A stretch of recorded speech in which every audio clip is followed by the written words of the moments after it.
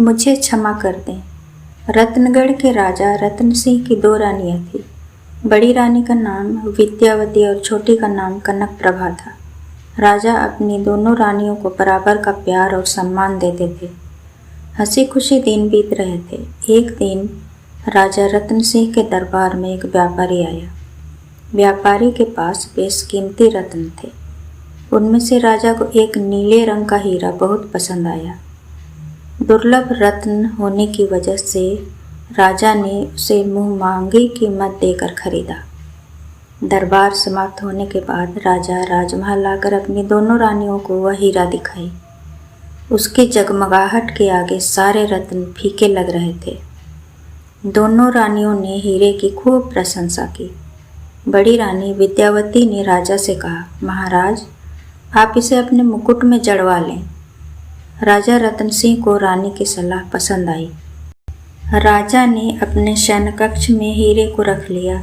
सोचा कि कल मैं इसे राज जौहरी को दे दूंगा।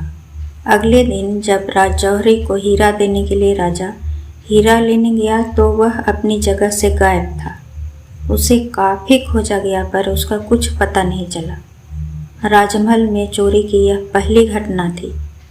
राजा के क्रोध की कोई सीमा नहीं थी, क्योंकि चोर इतना दुस्साहसी था कि उसने महाराज के शयन कक्ष से ही हीरा चुराने की हिम्मत की थी। राजा रतन सिंह ने सुरक्षा अधिकारी को बुलाकर कहा, यदि मेरे शयन कक्ष से चोरी हो सकती है तो इसका मतलब है रतनगढ़ का कोई जगह सुरक्षित नहीं है। सारी सुरक्षा व्यवस्था मात्र दिखावा है। यदि शाम तक हीरे का पता नहीं लगा तो तुम्हें कड़ा दंड दिया जाएगा। सुरक्षा अधिकारी ने राजमहल के एक एक कर्मचारी के आवास की तलाशी ली।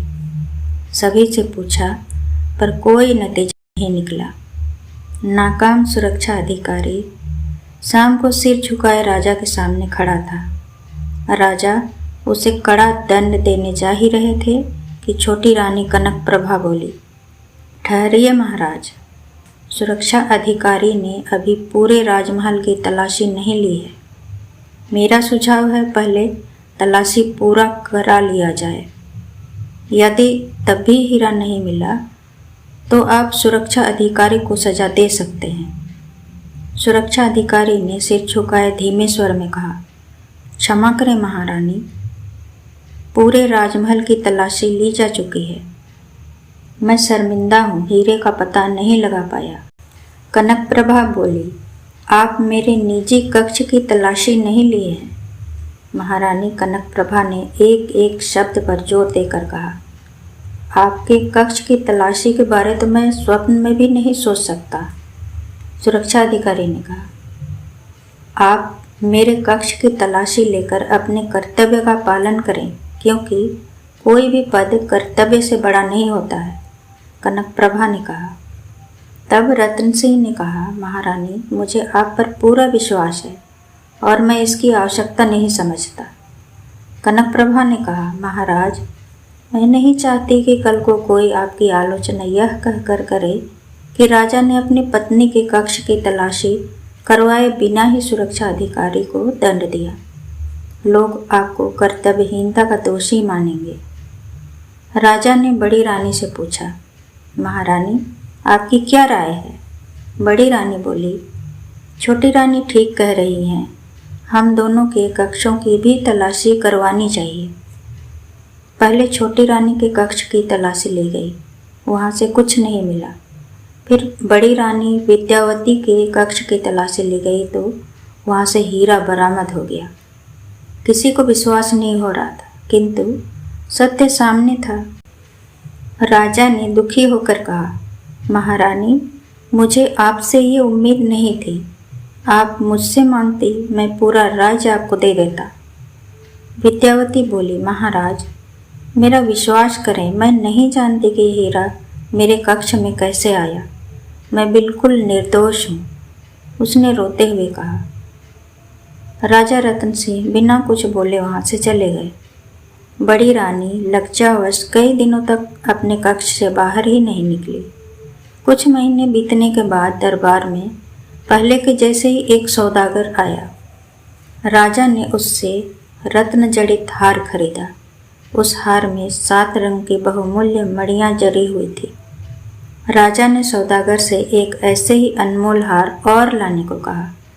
उन्होंने सोचा कि दोनों हार एक ही साथ दोनों रानियों को भेंट करूंगा, पर यह हार भी पिछली बार की तरह राजा के शयन कक्ष से चोरी हो गया और बड़ी रानी के कक्ष से ही फिर से बरामद हुआ। इस घटना से महाराज रतन सिंह का मन क्षोभ से भर उठा। उन्होंने महारानी विद्यावती से कहा, आपने हमारे विश्वास और अपने पद की मर्यादा को भंग किया है। अपने कुल की परंपराओं और मान्यताओं को ध्यान में रखकर मैं आपको राजमहल से तो बाहर नहीं कर रहा हूँ, पर अब हमारे और आपके बीच कोई संबंध नहीं रहेगा। विद्यावती चुपचाप खड़ी रोती रही। दुखी होकर महारानी विद्यावती ने सुरक्षा अधिकारी को रो रो कर बताया कि वह बिल्कुल निर्दोष है और वह किसी के षड्यंत्र का शिकार हो गई है। सुरक्षा अधिकारी को भी लग रहा था वह सच बोल रही है। उसने महारानी विद्यावती से कहा, किसी राज्य की महारानी प्रजा के लिए माता समान पूज्य होती है और एक बेटे की हैसियत से मैं आपसे एक अनुमति चाहता हूँ। कैसी अनुमति? महारानी, जब भी आवश्यकता होगी आप मुझे अपने कक्ष में छिपकर निगरानी करने की अनुमति देंगी। सुरक्षा अधिकारी ने कहा। क्यों, क्या तुम्हें किसी पर शक है? महारानी विद्यावती ने पूछा। हाँ, लेकिन मैं अभी स्पष्ट रूप से कुछ भी कह पाने की स्थिति में नहीं हूँ, सुरक्षा अधिकारी ने कहा। ठीक है, तुम जब चाहो मेरे कक्ष में छिपकर निगरानी कर सकते हो। ऐसे ही दिन बीत रहे थे। महाराज अब बड़ी रानी की तरफ न जाते न ही बातें करते थे। एक दिन गुप्तचरों ने राजा को सूचना दी कि पड़ोसी राज्य प्रतापगढ़ की सेनाएं रत्नगढ़ पर आक्रमण की तैयारी कर रहे हैं। राजा रतन सिंह ने तुरंत रत्नगढ़ के गुप्त ठिकानों के नक्शे मंगवाए ताकि उनको देखकर सुरक्षा व्यवस्था अच्छे से करवा सके। उस रात सुरक्षा अधिकारी बड़ी रानी विद्यावती के कक्ष में छिपकर बैठ गया। आधी रात के बाद उसने अंधेरे में एक महिला को महारानी विद्यावती के कक्ष के भीतर प्रवेश करते हुए देखा। उस स्त्री ने अपना चेहरा ओढ़नी से ढका हुआ था। उसने एक तस्वीर के पीछे किसी वस्तु को छिपाया और तेजी से वापस जाने लगी। जल्दबाजी में एक क्षण के लिए उसके चेहरे से कपड़ा हट गई।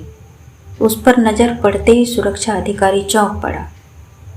अगले दिन राजमहल में हंगामा मच गया। महाराज के कक्ष से गुप्त ठिकानों के नक्शे गायब हो गए थे। सबको लग रहा था रानी विद्यावती का ही यह काम है। उसके कक्ष की तलाशी ली गई पर नक्शे नहीं मिले। राजा को लग रहा था वह किसी दूसरे जगह छिपा दी होगी। सुरक्षा अधिकारी ने कहा, महाराज, अन्य स्थानों की तलाशी के बाद ही महारानी विद्यावती को कोई सजा देने की सोचें। इस बार नक्शे छोटी रानी कनक प्रभा के कक्ष से बरामद हुए तो वह चीख चीख कर अपने को निर्दोष बताने लगी।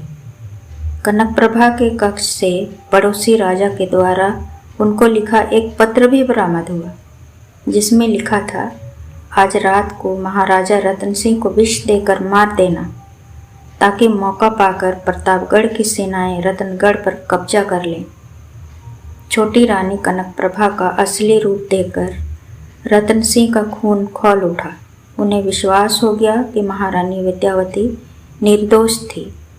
कनक प्रभा ने ही षड्यंत्र रचकर विद्यावती को बदनाम किया था। तभी वह जानबूझकर रानी के महल की तलाशी पर जोर दे रही थी। महाराज रतन सिंह ने सुरक्षा अधिकारी को महारानी कनक प्रभा को कैद कर मृत्युदंड देने की आज्ञा दी। तभी बड़ी रानी विद्यावती ने कहा, क्षमा करें महाराज, कनक प्रभा का अपराध इतना बड़ा नहीं है कि इसे मृत्युदंड दिया जाए। यह आप कह रही हैं, इसने तो आपको बदनाम करने और मेरी हत्या का षड्यंत्र रचा था। यह सच है कि इसने मुझे बदनाम करने का षड्यंत्र रचा था, पर इसने आपकी हत्या का कोई षड्यंत्र नहीं रचा है, विद्यावती ने कहा। लेकिन इस पत्र में इस पत्र में लिखी बातें झूठी है, यह पत्र जाली है और इसे मैंने कनकप्रभा के कक्ष में रखवाया था। बड़ी रानी ने कहा। लेकिन आपने ऐसा क्यों किया? राजा ने पूछा। महाराज, मैं कनकप्रभा को अपनी छोटी बहन की तरह प्यार करती हूँ, लेकिन यह मुझसे ईर्ष्या करती थी और मुझे अपनी नज़रों से गिराने के लिए इसने 2 बार चोरी करके सामान चुपके से मेरे कक्ष में रख दिया। इतना करने के बाद भी इसे संतोष नहीं हुआ और यह मुझे राजमहल से भी निकलवाना चाहती थी। इसलिए उसने कल रात नक्शे की चोरी करके उसे मेरे कक्ष में छिपा दिया था, लेकिन राज्य के वफादार सुरक्षा अधिकारी ने इसे ऐसा करते देख लिया। कनकप्रभा को सबक सिखाने के लिए ही मैंने वे नक्शे और जाली पत्र उसके कक्ष में रखवा दिया था। महाराज, कनकप्रभा उतनी बुरी नहीं है। उसने जो कुछ भी किया वह ईर्ष्यावश और सौतिया डाह में किया। महाराज, मुझे क्षमा कर दें, अज्ञानतावश मुझसे गलती हो गई। कनकप्रभा ने हाथ जोड़कर रोते हुए कहा। तुम्हें माफ़ी मांगने का कोई अधिकार नहीं है, महाराज ने कठोर स्वर में कहा। महाराज, मुझे प्रायश्चित करने का एक मौका दीजिए, कनकप्रभा ने कहा। तुम विद्यावती की दोषी हो। राजा आगे भी और कुछ कहना चाह रहे थे, इसके पहले ही विद्यावती बोली। मैंने छोटी को क्षमा कर दिया है, महारानी, विद्यावती ने स्नेह भरे स्वर में कहा। महारानी कनकप्रभा महारानी विद्यावती से लिपटकर रो पड़ी। आंसुओं से उनके मन का मैल भी बह गया।